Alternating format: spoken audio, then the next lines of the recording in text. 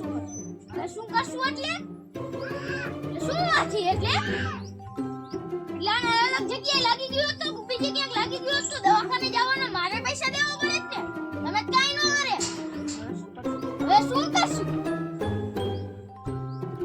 400 રૂપિયા દે police case કરું બાબા police case નો પત્તા હવે દે દો તમને 400 તો ભાઈ 500 કરી દે તો મારા પૈસા થાય ओ भाई मारो मुझे मारो नहीं ये मजाक हो रहा है एक सेकंड यार मजाक